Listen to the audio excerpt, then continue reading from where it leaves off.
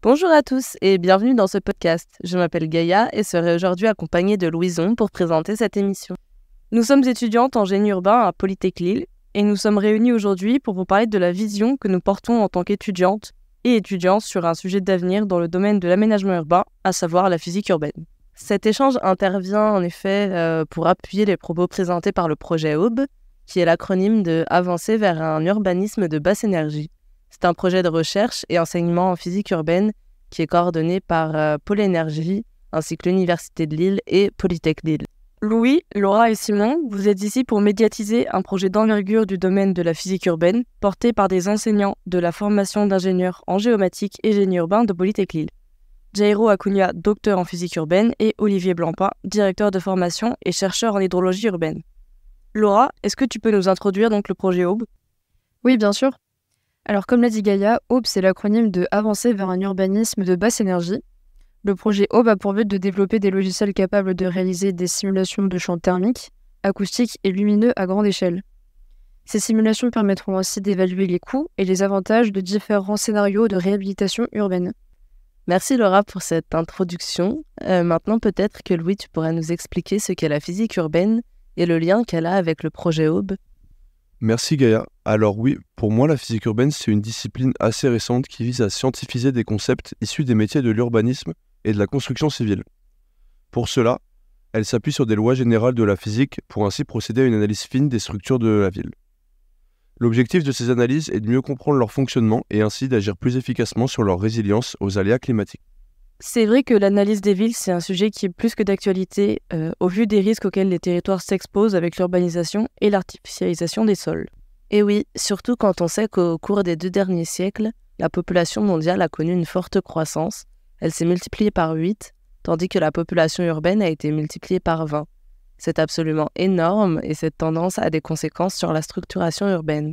Effectivement, oui, et cette croissance dont tu parles a mené à un développement de villes de plus en plus denses et souvent à l'éclosion de quartiers accueillant une population défavorisée. Parallèlement, le changement climatique, les vagues de chaleur, l'utilisation indiscriminée de climatisation aggravent ces effets d'îlots de chaleur en milieu urbain. Oui, et l'état des lieux actuel est que l'étude de la ville se base majoritairement sur des acquis en sciences sociales quand il s'agit d'aborder les thématiques d'aménagement et trop peu sur la donnée physique urbaine. Des modèles existent et sont actuellement utilisés par les experts pour la prise de décision dans les opérations d'aménagement, mais ne sont plus pertinents de nos jours. Il va de soi que ces technologies ne remplacent en rien les réalités du terrain en matière de problématiques sociales et économiques, mais ces dernières joueront un rôle d'aide à la décision et d'anticipation des impacts des projets urbains pour les experts du domaine. Tout à fait, cependant aujourd'hui, les progrès sont notables et il existe une fracture entre les progrès du monde de la recherche et les usages qui sont dans le monde professionnel. C'est dans ce contexte que s'inscrit le projet Aube. Il a pour but d'offrir des solutions et des modèles tangibles pour permettre aux acteurs de la ville d'aborder au mieux les enjeux de la transition énergétique et écologique. D'accord Louis, donc si je reformule, le projet Aube critique les modèles jugés obsolètes et trop anciens, c'est cela ? Non, pas vraiment en fait. L'idée n'étant pas de critiquer ces méthodes qui sont très adaptées dans certains autres domaines, mais qui s'appliquent moins bien ici, car elles ne permettent pas de représenter le comportement dynamique des phénomènes physiques urbains.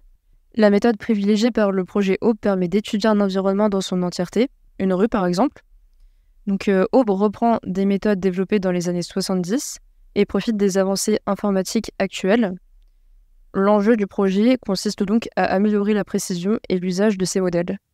D'accord, mais avons-nous les outils nécessaires pour concevoir la ville résiliente ? C'est là la visée du projet Aube, produire des outils qui assistent à la conception de la ville. Louis, peux-tu nous expliquer quel est l'objectif global derrière ça ? L'objectif est en réalité un objectif triple. Donc, premièrement de sobriété énergétique, deuxièmement d'intégration des énergies renouvelables et troisièmement de qualité de vie. On sait très bien que ce sont les principaux leviers pour œuvrer au développement de villes plus résilientes. Merci Louis pour ta réponse. Maintenant Simon, pourrais-tu nous dire comment ce projet engagé pour l'urbanisme basse énergie va s'articuler et prendre vie ? Quelle est concrètement la production attendue ? Oui, alors simplement, Aube est un projet d'une durée de 5 ans. Il consiste à développer tout d'abord un prototype au terme de ces 3 premières années, et ensuite confectionner un logiciel utilisable par tous et commercialisable à la fin de ces 5 ans. Le logiciel nécessitera une évaluation plus précise, par comparaison d'images mesurées et simulées, pour assurer de sa fiabilité. Cependant, celui-ci permettra la réalisation d'études plus poussées et à plus grande échelle. Dans l'idéal, cette analyse physique sera toujours couplée d'une évaluation économique, permettant de réaliser des diagnostics sur mesure, en fonction des enjeux et contraintes de chaque territoire, bien évidemment. Peut-être que vous pourriez donner pour nos auditeurs quelques exemples concrets d'applications de l'énergétique urbaine, par exemple des situations auxquelles nous sommes confrontés tous les jours. Alors, je vais essayer de faire concret. Alors, le premier exemple qui me vient en tête concerne le revêtement pour le sol. On sait que plus la couleur est foncée, plus celle-ci monte rapidement en température. Ce qu'on ne sait pas forcément en revanche, c'est qu'à couleur similaire, un revêtement avec une surface complètement lisse renverra moins la chaleur qu'un revêtement avec une surface rugueuse. Ce type de modification dans l'espace urbain est très peu coûteux et assez simple d'application.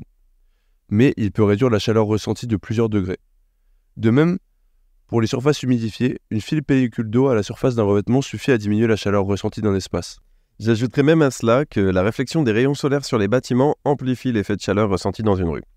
Ces exemples peuvent vous sembler simplistes ou évidents, mais jusqu'alors, ils n'étaient pas forcément quantifiés ou analysés. Eh bien, merci à tous d'avoir participé à ce podcast et merci à vous d'avoir écouté notre vision du projet Aube. Nous vous donnons rendez-vous le 20 juin à Polytech Lille pour échanger sur le domaine de la physique urbaine et avancer vers un urbanisme basse énergie.